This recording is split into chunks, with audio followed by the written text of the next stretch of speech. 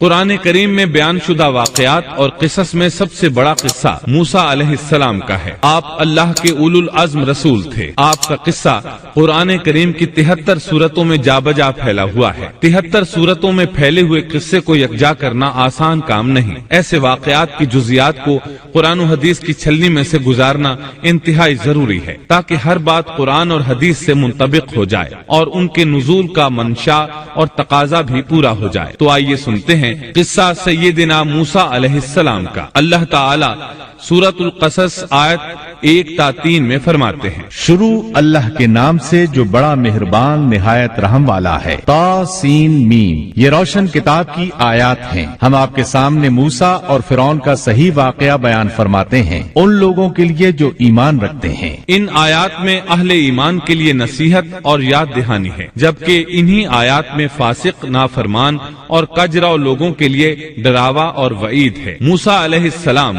اللہ تعالیٰ کے مخلص پیغمبر ہیں، انہیں اللہ سے ہم کلام ہونے کا شرف بھی حاصل ہے۔ اللہ تعالیٰ نے آپ کا ذکر خیر سورہ مریم آیت 51 میں ان الفاظ میں فرمایا ہے، اس قرآن میں موسیٰ کا ذکر بھی کیجئے جو چنا ہوا اور رسول اور نبی تھا۔ آپ کا نسب نامہ اس طرح ہے، موسیٰ بن عمران بن قاہس بن لاوا بن یعقوب بن اسحاق بن ابراہیم علیہ السلام۔ آپ کے اور یعقوب علیہ السلام کے درمیان زیادہ فاصلہ نہیں۔ موسیٰ علیہ السلام سانولے رنگ کے تھے، کافی تنو مند اور لہیم شہیم تھے، قوت اور ہمت والے تھے، حتیٰ کہ بعض نے لکھا ہے کہ ان میں 10 آدمیوں کی طاقت موجود تھی۔ آپ کی زبان میں لکنت تھی۔ سورہ زخرف آیت 52 میں اللہ تعالی نے فرعون کی زبانی یہ بات نقل کی ہے، کیا میں بہتر نہیں ہوں بنسبت اس کے جو بے توقیر ہے اور صاف بول بھی نہیں سکتا۔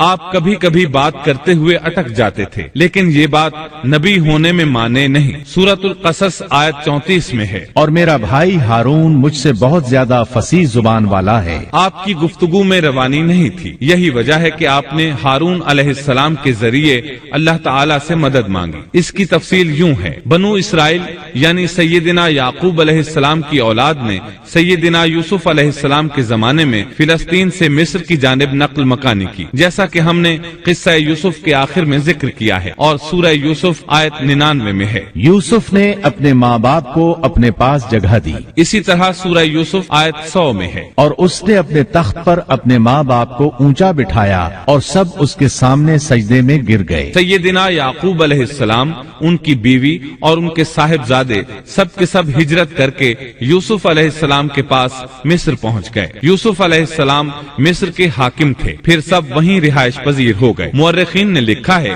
جب وہ مصر میں داخل ہوئے تھے تو ان کی تعداد 80 تھی، پھر ان کی تعداد بڑھتی چلی گئی اور یہ زیادہ ہوتے چلے گئے، یہاں تک کہ جب موسیٰ علیہ السلام انہیں لے کر مصر سے باہر نکلے تو ان کی تعداد قریباً 6 لاکھ کے قریب تھی، اور یہ سب یوسف علیہ السلام کے عہد کے بعد ہوا۔ یوسف علیہ السلام کے زمانے میں مصر کا بادشاہ فرعون تھا۔ فرعون ایک لقب ہے جیسے قیصر، کسرا اور نجاشی لقب ہیں۔ ملک حبشہ کے ہر بادشاہ کو نجاشی کہتے ہیں، ملک روم اور قسطنطنیہ کے ہر فرما روا کو قیصر کہتے ہیں، ملک فارس کے ہر بادشاہ کو کسرا کہا جاتا تھا۔ اسی طرح جو بھی ملک مصر کا بادشاہ بنتا تھا فرعون کہلاتا تھا، اور یہ سب اس زمانے کی باتیں ہیں۔ یوسف علیہ السلام کے زمانے میں اس فرعون کا نام ایان بن وعید تھا۔ اس کے عہد میں یوسف علیہ السلام صاحب اختیار ہو گئے۔ یہ آپ کا بہت احترام کرتا تھا، اچھی طرح جانتا تھا کہ یوسف علیہ السلام اس کے دین پر نہیں ہیں، اس کے باوجود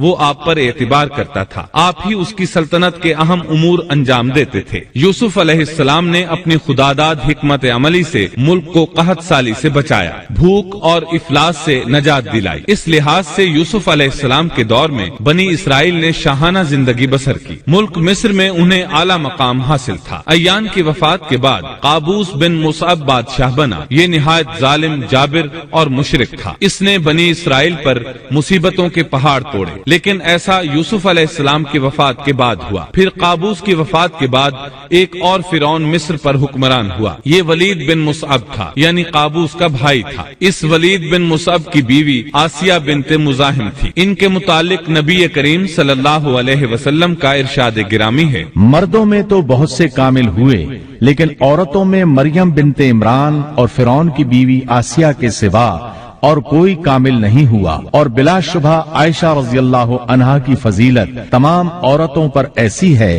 جیسے تمام کھانوں پر سرید کی فضیلت ہے۔ آسیہ ایک نیک، پاک باز اور مومنہ خاتون تھی۔ فرعون نے انہیں زبردستی غصب کر کے لانے کا ارادہ کیا، یعنی ان کے باپ سے چھین کر زبردستی اپنے پاس رکھنے کا ارادہ کیا۔ اس پر ان کے باپ نے کہا وہ ابھی کم عمر ہے۔ فرعون بولا نہیں، وہ کم عمر نہیں ہے، تو اس کا نکاح حق مہر کے عوض میرے ساتھ کر دے۔ اب آسیہ کا باپ ان کے پاس آیا اور فرعون کے ارادے سے انہیں باخبر کیا۔ انہوں نے کہا میں ایک کافر سے کس طرح شادی کر سکتی ہوں؟ اس پر فرعون نے پورے خاندان کو ہلاک کرنے کی دھمکی دی۔ آخرکار سیدہ آسیہ نے اپنے خاندان کو بچانے کے لیے اس سے نکاح کر لیا، لیکن اس سے حق مہر لینا پسند نہ کیا۔ اس طرح سیدہ آسیہ نے دل سے برا جانتے ہوئے فرعون کے ساتھ زندگی بسر کی۔ اس کے گھر پہنچ کر وہ اس جیسی کافرہ نہیں بنی بلکہ پکی مومنہ رہی۔ بہرحال یہ تھا ان کی شادی کا واقعہ۔ یہ فرعون یعنی ولید بن مصعب بہت جابر اور ظالم شخص تھا۔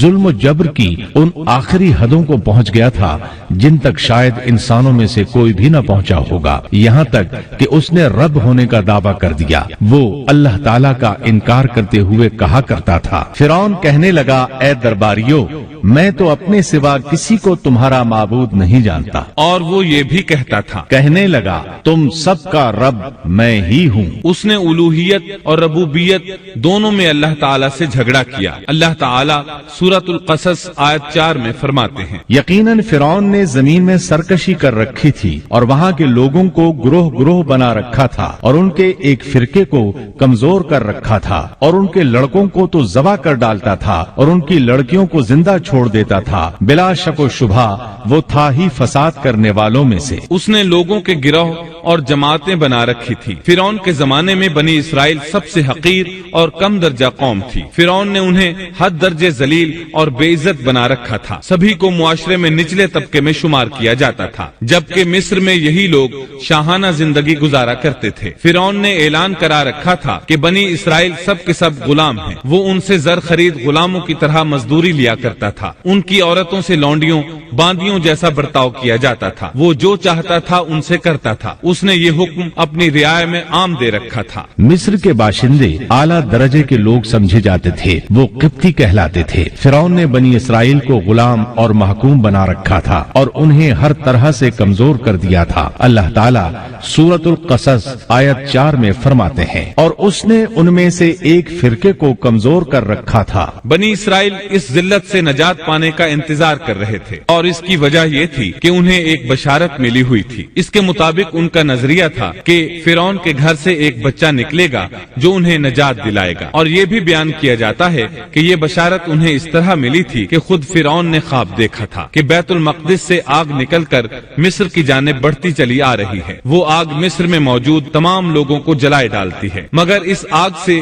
بنی اسرائیل کے گھر محفوظ رہتے ہیں۔ فرعون نے اس خواب کی تعبیر کاہنوں سے پوچھی۔ وہ کاہن اس کے نزدیک عالم تھے۔ انہوں نے خواب کی تعبیر یہ بتائی کہ بنی اسرائیل میں ایک بچہ ایسا پیدا ہونے والا ہے جس کی وجہ سے مصریوں کی ہلاکت ہوگی۔ یہ تعبیر سن کر فرعون ڈر گیا۔ تب اس نے ایک خوفناک حکم جاری کیا، بنی اسرائیل میں جو بچہ پیدا ہو اسے قتل کر دیا جائے۔ اللہ کی قدرت دیکھیے کہ ہارون علیہ السلام اس سے پہلے پیدا ہو چکے تھے اور موسیٰ علیہ السلام کی والدہ امید سے تھی۔ فرعون نے اپنا حکم یوں جاری کیا تھا کہ اگر ان کے ہاں بیٹے پیدا ہوں تو انہیں قتل کر دو، بیٹیاں پیدا ہوں تو انہیں زندہ چھوڑ دیا جائے۔ چنانچہ ایسا ہی کیا جانے لگا۔ ہر نو مولود بچے کو قتل کیا جانے لگا، بچیوں کو چھوڑ دیا جاتا۔ یہ تھا بچوں کو ذبح کرنے کا حکم جو بنی اسرائیل میں شروع ہوا۔ اس کا طریقہ انہوں نے یہ اختیار کیا کہ ہر حاملہ خاتون کی نگرانی شروع کر دی۔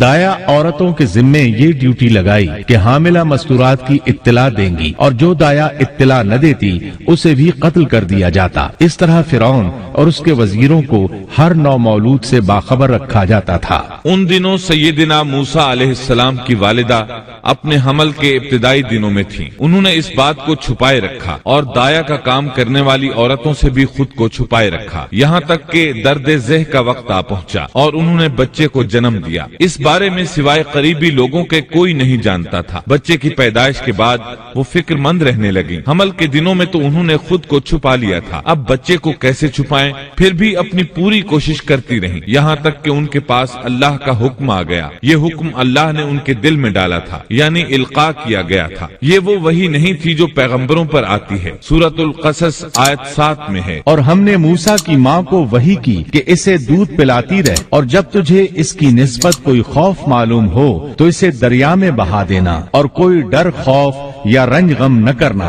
हम यकीनन इसे तेरी तरफ लौटाने वाले हैं और इसे अपने पैगंबरों में बनाने वाले हैं। मतलब ये था कि जब तफ्तीश और तहकीक शुरू हो या खतरात बढ़ जाएं तो इसे दरिया में डाल दें। इमाम अस्मई रहमतुल्लाह अलैह ने एक बच्ची को चंद अशार गुनगुनाते सुना तो कहने लगे, इन अशार में कितनी फसाहत है। उस बच्ची ने इनकी बात सुनकर कहा, अल्लाह ताला के इस फरमान के बाद कोई फसाहत बाकी नहीं रह गई। इस आयत मुबारका में बैक वक्त 2 खबरें, 2 अहकाम, 2 हुक्म इम्तिनाई और 2 बशारतें हैं। यानी हमने मूसा की माँ को वही की कि इसे दूध पिलाती रहे, ये 2 खबरें हैं। और जब तुझे खौफ महसूस हो तो इसे दरिया में बहा दे, ये 2 हुक्म हैं। कोई खौफ न खा और कोई गम न कर, ये 2 इम्तिनाई हुक्म हैं। हम यकीनन इसे तेरी तरफ लौटाने वाले हैं और इसे अपने पैगंबरों में से एक पैगंबर बनाने वाले हैं। ये 2 बशारतें हैं। और फिर वाकई तलाश शुरू हो गई। बनी इसराइल पर सख्ती की गई। मूसा अलैहिस्सलाम की माँ ने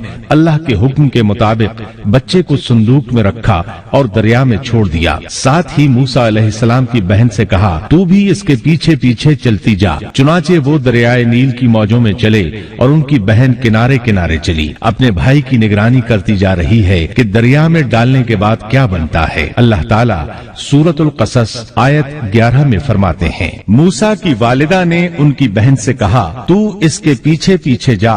तो वो उसे दूर से देखती रही और फिरौनियों को इसका इल्म भी न हुआ। संदूक बहता हुआ फिरौन के महल्लात के करीब आन ठहरा। महल्लात दरियाए नील के किनारे थे। अल्लाह ताला सूरतुल क़सस में फरमाते हैं, आखिर फिरौन के आदमियों ने संदूक उठा लिया। आखिरकार यही बच्चा उनका दुश्मन हुआ और उनके रंज का बायस बना। अब वो इसकी भलाई चाह रहे हैं, लेकिन वही फिरौनियों के लिए वबाल जान बनने वाला था। अल्लाह सूरतुल क़सस आयत 8 में फरमाते हैं, कुछ शक नहीं कि फिरौन और हामान और उनके लश्कर थे ही खताकार। फिरौन की बीवी ने फौरन पहचान लिया कि ये बच्चा बनी इसराइल में से है। चुनाचे उसने कहा, और फिरौन की बीवी ने कहा, ये तो मेरी और तेरी आंखों की ठंडक है, इसे कत्ल न करो। बहुत मुमकिन है ये हमें कोई फायदा पहुंचाए या हम इसे अपना बेटा ही बना लें। और ये लोग शऊर ही नहीं रखते थे। मतलब ये कि इस पूरे मामले में अल्लाह ताला की तदबीर से उन्हें आगाही नहीं थी। इस पर फिरौन ने कहा, ये सिर्फ तेरी आंखों की ठंडक है, मेरी नहीं। मैं नहीं चाहता बनी इसराइल का कोई बच्चा मेरी निगरानी में पले, लिहाजा ये सिर्फ तेरी ही आंखों की ठंडक है। इब्ने अब्बास रजी अल्लाह अन्हुमा फरमाते हैं, अगर फिरौन ये बात कह देता कि ये मेरी भी आंखों की ठंडक है तो अल्लाह ताला उसे हिदायत दे देता, लेकिन उसने यूं कहा, ये सिर्फ तेरी आंखों की ठंडक है, मेरी नहीं। और फिर हुआ भी यही। मूसा अलैहिस्सलाम आसिया की आंखों की ठंडक बन गए, फिरौन की आंखों की ठंडक न बने। अल्लाह ताला सूरतुल क़सस आयत 10 में फरमाते हैं, और मूसा की वालिदा का दिल बेकरार हो गया, यानी उसका दिल मूसा अलैहिस्सलाम की याद के अलावा दुनिया की हर चीज से खाली हो गया। माँ की मोहब्बत और माँ के दिल का हाल जरा देखिए। मुसीबत में उस पर क्या गुजरती है। वो मेहरबानी जो माँ के दिल में होती है, वो मोहब्बत जो सिर्फ उसी दिल का खासा है। हम मर्दों की जमात इस कैफियत को नहीं जानती जो मुसीबत के वक्त माँ के दिल पर गुजरती है। चुनाचे अल्लाह ताला फरमा रहे हैं, और मूसा की वालिदा का दिल बेकरार हो गया, यानी मूसा अलैहिस्सलाम की मोहब्बत के सिवा उस दिल में और कुछ न रहा। हर वो चीज जो उसे दुनिया में प्यारी थी मूसा की मोहब्बत पर गालिब ना आ सकी। बस दिल में मूसा ही मूसा थे। अल्लाह ताला सूरतुल क़सस आयत 10 में फरमाते हैं, करीब थी कि इस वाक़े को बिल्कुल जाहिर कर देती अगर हम उनके दिल को ढारस न दे देते, ये इसलिए कि वो यकीन करने वालों में रहे। अब देखिए अल्लाह ताला के काम, उनके नूरे चश्म को किस तरह उनकी तरफ वापस लौटाया। बच्चा जब महल में पहुंचा तो उसने दूध के लिए रोना शुरू कर دیا۔ اس کے پاس دودھ پلانے والیاں لائی گئیں، لیکن بچے نے کسی عورت کا دودھ نہ پیا۔ آخر وہ بچے کو اٹھا کر باہر لائے۔ اللہ آیت 12 میں فرماتے ہیں، اور ان کے پہنچنے سے پہلے ہم نے موسیٰ پر دائیوں کا دودھ حرام کر دیا تھا۔ جو عورت بھی آپ کو دودھ پلانے کی کوشش کرتی ناکام ہو جاتی۔ اب ظاہر ہے یہ رکاوٹ تو اللہ تعالیٰ کی طرف سے تھی، کوئی دودھ پلانے میں کامیاب ہو بھی کیسے سکتی تھی۔ ادھر موسیٰ علیہ السلام کی بہن دور کھڑی یہ سب دیکھ رہی تھی۔ سورۃ القصص آیت 12 میں ہے، یہ کہنے لگیں، کیا میں تمہیں ایسا گھرانہ نہ بتاؤں جو اس بچے کی تمہارے لیے پرورش کرے اور ہوں بھی وہ اس بچے کے خیر خواہ۔ انہوں نے پوچھا، اے بچی تو کیسے جانتی ہے کہ وہ اس بچے کی خیر خواہی کریں گی؟ بچی نے جواب دیا، اس لیے کہ وہ ایک غریب گھرانہ ہے۔ جب انہیں معلوم ہوگا کہ یہ بچہ فرعون کے گھر سے آیا ہے تو انہیں انعام و اکرام ملنے کی امید رہے گی۔ اس گھر میں ایک نیک سیرت خاتون ہے، وہ اس بچے کو بخوشی دودھ پلانا قبول کرے گی۔ انہوں نے کہا، چلو ٹھیک ہے۔ چنانچہ آپ کی بہن انہیں گھر لے آئی۔ والدہ محترمہ نے بچے کو دودھ پلایا تو آپ نے فوراً دودھ پینا شروع کر دیا۔ سیدہ آسیہ نے ان کی طرف پیغام بھیجا کہ وہ محل میں آ جائے اور جب تک بچہ دودھ پیتا رہے وہ اس کے پاس محل ہی میں رہے، لیکن موسیٰ علیہ السلام کی ماں نے انکار کر دیا۔ انہوں نے کہا، میرے اہل و عیال ہیں، میرے خاوند بھی ہیں، لہٰذا ان کے ہوتے ہوئے میں گھر نہیں چھوڑ سکتی۔ اب چونکہ بچے نے کسی اور کا دودھ پینا قبول نہیں کیا تھا اس لیے وہ خود بچے کو لے کر آتے تھے۔ اس طرح موسیٰ علیہ السلام کی والدہ کا بے حد احترام ہونے لگا۔ فرعون کے ہر کارے تحفے تحائف ان کے گھر لانے لگے۔ اللہ تعالیٰ آیت 13 میں فرماتے ہیں، پس ہم نے اسے اس کی ماں کی طرف واپس پہنچایا تاکہ اس کی آنکھیں ٹھنڈی رہیں اور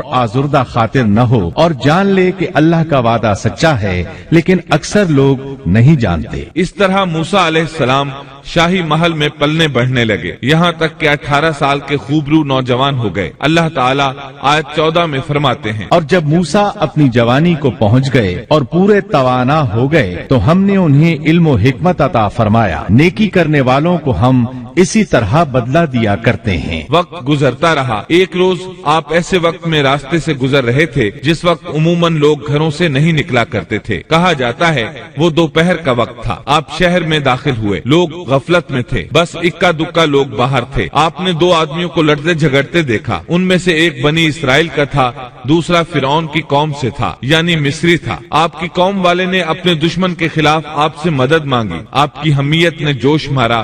آپ نے دیکھا مصری اس کمزور اسرائیلی کو پکڑے ہوئے تھا۔ بس موسیٰ علیہ السلام نے آگے بڑھ کر مصری کی ٹھوڑی پر مکہ دے مارا۔ آپ کا مقصد تو بس اسرائیلی کی مدد کرنے کا تھا، لیکن موسیٰ علیہ السلام میں بہت قوت تھی، اس لیے ایک ہی مکہ لگنے سے مصری کا کام تمام ہو گیا۔ سورۃ القصص آیت 15 میں ہے، پس موسیٰ نے اس کے مکہ مارا جس سے وہ مر گیا۔ موسیٰ علیہ السلام کو بہت تعجب ہوا کہ یہ کیا ہو گیا، ان کا قتل کرنے کا تو کوئی ارادہ نہیں تھا۔ موسیٰ علیہ السلام نے فوراً کہا، یہ تو شیطانی کام ہے۔ آپ یہ کہنا چاہتے تھے میرا ارادہ تو اسے قتل کرنے کا نہیں تھا، یہ فعل تو شیطان نے کیا ہے، شیطان ہی نے مجھے بے قابو کر دیا تھا، مجھے اپنی طاقت پر اختیار نہ رہا، مجھ سے اس انسان کے قتل والا برا کام سرزد کرا دیا۔ آیت 15 میں اللہ تعالیٰ فرماتے ہیں، یقیناً شیطان دشمن اور کھلے طور پر بہکانے والا ہے۔ اس سے معلوم ہوا کہ موسیٰ علیہ السلام جانتے تھے شیطان دشمن ہے، وہ گمراہ کرتا ہے، اور یہ بھی معلوم ہوا کہ آپ موحد تھے، توحید پرست تھے اور مشرکین میں سے نہ تھے۔ یہی تو باتیں ہیں جو اللہ تعالیٰ نے بیان فرمائی ہیں۔ مثلاً آیت 14 میں ہے، اور نیکی کرنے والوں کو ہم اسی طرح بدلہ دیا کرتے ہیں۔ آپ ایمان پر تھے، کفر پر نہیں تھے۔ آپ نے اللہ تعالیٰ سے اس بلا ارادہ ہو جانے والے گناہ کی معافی مانگی، اللہ تعالیٰ کے حضور توبہ کی، جیسا کہ آیت 16 میں آتا ہے۔ پھر کہنے لگا کہ اے پروردگار، میں نے خود اپنے اوپر ظلم کیا، تو مجھے معاف فرما دے۔ اللہ نے اسے بخش دیا، وہ بخشنے والا اور بہت مہربانی کرنے والا ہے۔ یہ گناہ بلا ارادہ ہوا تھا، خطا تھی۔ پھر آپ نے ان الفاظ میں اللہ سے وعدہ کیا، کہنے لگا اے میرے رب، جیسے تو نے مجھ پر یہ کرم کیا، میں بھی اب ہرگز کسی گناہگار کا مددگار نہیں بنوں گا۔ آپ کا مطلب یہ تھا کہ باری تعالی آپ نے مجھے معافی دے کر مجھ پر کرم کیا، گویا آپ کو سمجھ آ گئی تھی کہ اللہ تعالی نے ان کی توبہ قبول کر لی ہے، ان پر رحم فرما دیا ہے، چنانچہ اب وعدہ کر رہے ہیں کہ کسی گناہگار کی کبھی مدد نہیں کریں گے بلکہ ان کے خلاف رہیں گے۔ تاہم انہیں اس بات کا خدشہ لاحق ہو گیا تھا کہ کہیں انہیں اس مصری کے قتل کے بدلے میں قتل نہ کر دیا جائے، جیسا کہ آیت 18 میں آتا ہے۔ صبح ہی صبح ڈرتے اندیشے کی حالت میں خبریں لینے کے لیے شہر میں گئے۔ اچانک دیکھا کہ وہی شخص جس نے کل ان سے مدد طلب کی تھی ان سے فریاد کر رہا ہے۔ موسیٰ نے اس سے کہا کہ اس میں شک نہیں، تو سری گمراہ ہے۔ مطلب یہ کہ جب وہ شہر پہنچے تو انہوں نے کل جیسا ہی منظر دیکھا، وہی اسرائیلی ایک دوسرے مصری سے لڑ رہا تھا۔ انہیں دیکھ کر اس نے پھر ان سے مدد مانگی۔ تب آپ نے فرمایا تو جھگڑالو آدمی ہے، تاہم آپ آگے بڑھے تاکہ مصری کے مقابلے میں اس کی مدد کریں۔ تب وہ کہنے لگا کہ موسیٰ، کیا جس طرح تو نے کل ایک شخص کو قتل کیا ہے مجھے بھی مار ڈالنا چاہتا ہے؟ اس کی اس بات سے موسیٰ علیہ السلام سمجھ گئے کہ کل والی خبر شہر میں پھیل چکی ہے۔ اب انہوں نے خود کو چھپانا چاہا۔ اس وقت آپ کے پاس آل فرعون میں سے ایک مومن آدمی بھاگتا ہوا آیا۔ وہ موسیٰ علیہ السلام سے بہت محبت کرتا تھا۔ اس کا ذکر آیت 20 میں آیا ہے۔ شہر کے پرلے کنارے سے ایک شخص دوڑتا ہوا آیا اور کہنے لگا، موسیٰ، یہاں کے سردار تیرے قتل کا مشورہ کر رہے ہیں، بس تو فوراً چلا جا، مجھے اپنا خیر خواہ مان۔ اس سے پہلے کہ وہ تجھے گرفتار کر لیں، جلدی کر، یہاں سے نکل جا۔ آپ خوف زدہ ہو گئے کیونکہ فرعون تو پہلے ہی آپ سے محبت نہیں کرتا تھا۔ اس نے تو آپ کو سیدہ آسیہ کے کہنے پر محل میں رکھا تھا۔ اس کے علاوہ فرعون کی قوم کے دوسرے سردار بھی یہ بات اچھی طرح جانتے تھے کہ آپ بنی اسرائیل میں سے ہیں۔ وہ آپ سے بغض رکھتے تھے۔ اب تو ان کے ہاتھ موقع آ گیا تھا۔ اس موقع سے فائدہ اٹھاتے ہوئے انہوں نے قتل کا مشورہ کیا تھا۔ چنانچہ موسیٰ علیہ السلام وہاں سے خوف زدہ ہو کر نکل کھڑے ہوئے۔ مصری آپ کی تلاش میں تھے۔ فرعون نے اپنے جاسوس آپ کی تلاش میں بھیج دیے تھے۔ ادھر موسیٰ علیہ السلام اللہ تعالیٰ سے یہ دعا مانگ رہے تھے، اے میرے پروردگار، مجھے ظالموں کے گروہ سے بچا لے۔ اللہ تعالیٰ نے آپ کی دعا قبول فرمائی، آپ کو راستہ بھی دکھایا۔ آپ جنگل کی طرف نکل کھڑے ہوئے۔ آپ کے پاس کھانا تھا نہ پانی، نہ آپ کے پاس سواری کا جانور تھا۔ آپ کو کچھ معلوم نہیں تھا کہ کدھر جا رہے ہیں، بس آپ جنگل میں چلتے رہے۔ آپ مصر سے فلسطین کی طرف جا رہے تھے۔ راستے میں آپ کے جوتے بھی ٹوٹ گئے۔ اب ننگے پاؤں سفر شروع ہوا۔ بھوک لگتی تو درختوں کے پتے کھا لیتے۔ اس طرح آپ مدین پہنچ گئے۔ آپ سن چکے ہیں مدین اللہ کے نبی شعیب علیہ السلام کی بستی تھی۔ اس وقت شعیب علیہ السلام کافی بوڑھے ہو چکے تھے اور یہ واقعات شعیب علیہ السلام کی قوم کی تباہی کے بعد کے ہیں۔ آپ مدین کے پانی پر پہنچ گئے۔ بستی کے باہر ان لوگوں کی پانی کی جگہ تھی، وہیں وہ لوگ اپنے جانوروں کو پانی پلاتے تھے، اپنے لیے بھی وہیں سے پانی لیتے تھے۔ موسیٰ علیہ السلام نے دیکھا کہ لوگ آ جا رہے ہیں، کسی کے پاس بکری ہے، کسی کے پاس اونٹ ہے، انہوں نے حوض بنا رکھے ہیں، وہ کنویں سے پانی نکال کر ان حوضوں میں ڈالتے ہیں۔ مال مویشی کے لیے الگ حوض ہیں اور انسانوں کے لیے الگ حوض ہیں۔ آپ نے وہاں دو ایسی عورتوں کو دیکھا جن کے پاس بکریاں تھیں، وہ اپنی بکریوں کو پانی سے دور ایک طرف لیے کھڑی تھیں، ان کو پانی کی طرف جانے سے روکے ہوئے تھیں۔ آیت 23 میں ہے، مدین کے پانی پر جب آپ پہنچے تو دیکھا کہ لوگوں کی ایک جماعت وہاں پانی پلا رہی ہے اور دو عورتیں الگ کھڑی اپنے جانوروں کو روکتی ہوئی دیکھیں۔ موسیٰ علیہ السلام کو یہ دیکھ کر حیرت ہوئی کہ سب لوگ تو اپنے جانوروں کو پانی پلا رہے ہیں اور یہ دونوں پیچھے کھڑی ہیں، یہ کیا معاملہ ہے؟ پوچھا کہ تمہارا کیا حال ہے، یعنی تم اپنی بکریوں کو پانی کیوں نہیں پلا رہی؟ آیت 23 میں آتا ہے، وہ بولی کہ جب تک یہ چرواہے واپس نہ لوٹ جائیں ہم پانی نہیں پلاتی اور ہمارے والد بہت بڑی عمر کے بوڑھے ہیں۔ مطلب یہ کہ اتنی بھیڑ میں ہم کیسے داخل ہوں؟ یہ سن کر موسیٰ علیہ السلام آگے بڑھے، طاقت سے ان لوگوں کو پیچھے ہٹایا اور پانی نکال کر ان کی بکریوں کو پلایا۔ پھر ایک درخت کے سائے تلے جا بیٹھے اور یوں دعا کرنے لگے، اے پروردگار، تو جو کچھ بھلائی میری طرف اتارے میں اس کا محتاج ہوں۔ سیدنا عبداللہ بن عباس رضی اللہ عنہما بیان کرتے ہیں کہ سیدنا موسیٰ علیہ السلام ننگے پاؤں पांव मदियन पहुंचे थे। उनके पैरों की जिल्द उतर गई थी। पेट भूख की शिद्दत की वजह से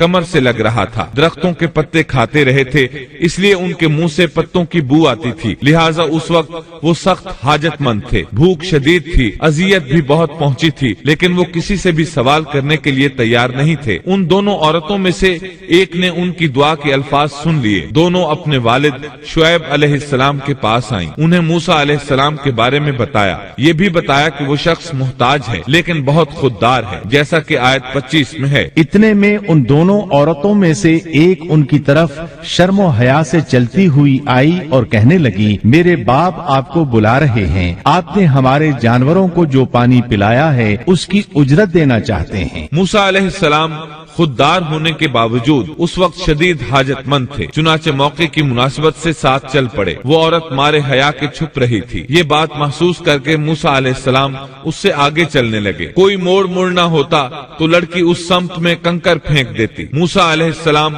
उस सम्त में मुड़ जाते। इस तरह वो घर तक पहुँचे। मूसा अलैहिस्सलाम की मुलाकात शुएब अलैहिस्सलाम से हुई। उन्होंने अपने बारे में बताया। जो वाकयात उनके साथ पेश आए थे वो बताए। शुएब अलैहिस्सलाम ने उनसे फरमाया, कहने लगे, अब न डर, तूने जालिम कौम से नजात पाली। उस वक्त दोनों लड़कियों में से एक ने कहा, उन दोनों में से एक ने कहा कि अब्बा जान, आप इन्हें मजदूरी पर रख लीजिए, क्योंकि जिन्हें आप उजरत पर रखें उनमें से सबसे बेहतर वो है जो मजबूत और ईमानदार हो। फिर शुएब अलैहिस्सलाम ने उनसे अपनी एक बेटी का निकाह करना चाहा, जबकि मूसा अलैहिस्सलाम के पास तो कोई चीज नहीं थी। लिहाजा सवाल ये पैदा हुआ कि हक महर क्या तय किया जाए। उसने कहा, मैं अपनी इन दोनों लड़कियों में से एक को आपके निकाह में देना चाहता हूँ, इस पर कि आप 8 साल तक मेरा काम काज करें। साथ ही फरमाया, हाँ, अगर आप 10 साल पूरे करें तो ये आपकी तरफ से बतौर एहसान के है।